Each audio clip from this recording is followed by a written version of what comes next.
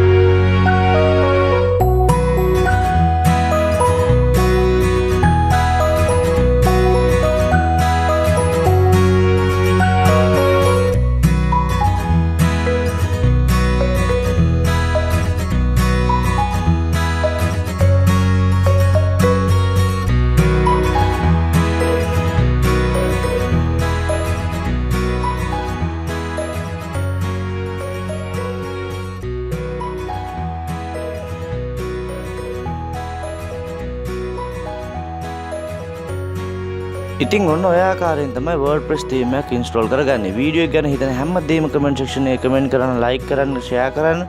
අනිවාර්යයෙන්ම අපේ channel එක subscribe කරන්නත් අමතක කරන්න එපා. එහෙනම් අලුත් වීඩියෝ එකකින් හම්බ වෙමු.